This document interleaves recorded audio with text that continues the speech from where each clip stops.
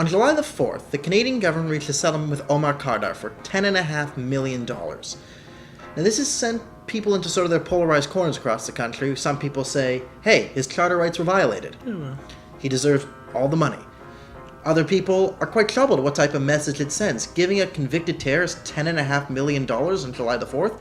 What does it say to Canadians? What does it say to our allies? And an apology, which adds injury to insult. Or insult to injury. Omar Khadr was a kid, okay? His father had ties to Al-Qaeda and apparently close ties to Osama bin Laden even. To clarify, his father was killed in 2003 by Pakistani forces in a firefight along other senior Al-Qaeda members. His mother, not a saint either, on record, very anti-infidel views. Okay, so it was a family trait, okay? He was born into this family. He didn't choose his family. That part is true.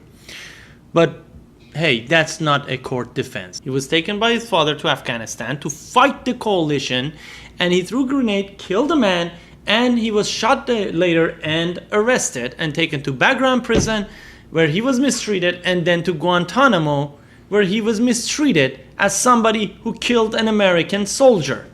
So the reality is he was underage, but he did murder a man. Now, the thing is, the Canadian embassy did lobby to have him not sent to Guantanamo because he was underage. Yes, but they sent him anyway. Some people say, yeah, he wasn't treated as a POW. He wasn't treated as a POW.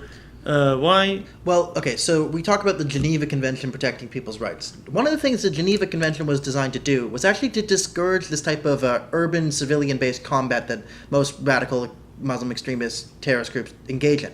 So there are actually 4 categories you need to meet to be covered under the Geneva Convention POW if you're not part of a standard army. One is you need to have some sort of command structure. Another one be you obey the rules of war. And the 2 big kickers that discourage this type of fighting are you need a visible symbol of your militia or your organization that's visible from a distance. So you have to be able to be identified, and you have to be carrying arms openly.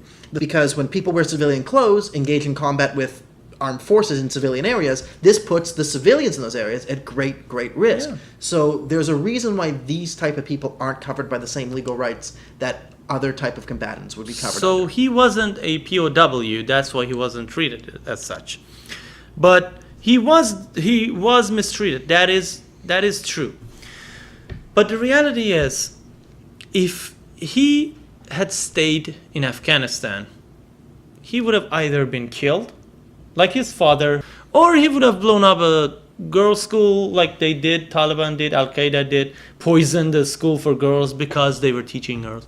So technically, his arrest in Guantanamo was the best case scenario because it was the best case scenario for him. He didn't die. Best case scenario for Afghanistan. He didn't kill anybody else. And for women literacy, as far as I'm concerned, in Afghanistan. So his life was going to the worst place imaginable. And this actually finally, this bad experience that he had finally led him to Canada, where he was able to be accepted by the public so he can sue their ass off. But I'm getting off point here. So what we talk about is people are making the case that, they would have had to give him $20 million because he asked for $20 million from the Canadian government. And this is utter lunacy. There is a 0% chance he gets $20 million if he takes this all the way to court. The legal precedent for these type of cases is Mahar Arar in Canada. In 2007, he was awarded $11.5 million for unlawful imprisonment. So in his case, he was renditioned, not taken off the battlefield like Omar Khadr. He was tortured in Syria, probably a lot worse than America. And the kicker is he was found innocent of all charges. That's Arar's the most case important thing. Was innocent. He was an innocent man who deserves money and an apology. Omar Khadr was not innocent. He had killed a medic. If you say, maybe he didn't throw the grenade, he's on video making explosives and IEDs to kill coalition forces, okay? There's no debate about what Omar Khadr's intentions were. Yeah. So it's rather clear that the Canadian government wanted to give him this money and an apology. I can understand maybe one, not the other, but both? No, that's not acceptable. Especially the money is not acceptable.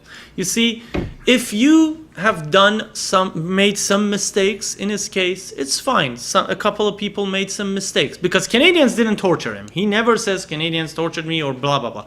The only thing that happened is basically they didn't try to or extradite him or whatever. They were complicit and they knew it was happening. Which was a bad situation, chaotic situation. It was freaking Guantanamo, for God's sakes. And but okay, understandable. Some people made some mistakes there. We are sorry that we didn't do our duty completely to you after you killed a person. Okay? Not by mistake. You aimed and killed a person. So we are sorry, but we're not gonna give Canadians' hard-earned money to you as an apology for the mistakes you've made. No, learn that lesson and be a better person.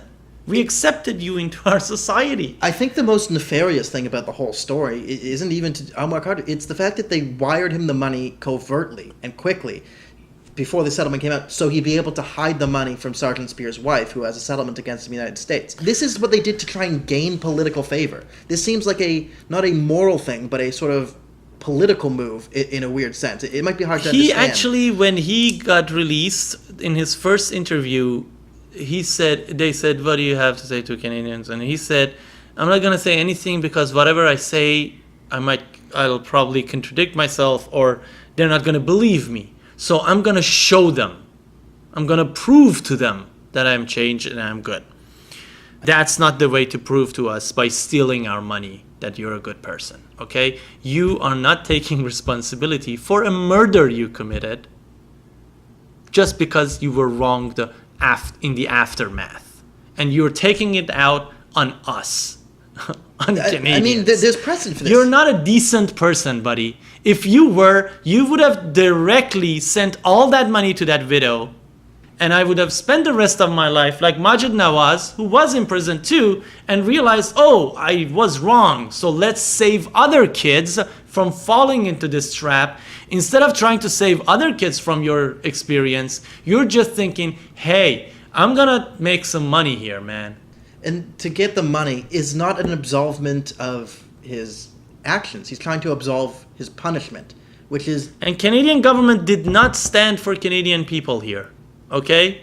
You should have apologized and said, yes, we were sorry. But you should have fought him in court as hard as you could. Yes, what happened to him was not right, but what he did made it happen.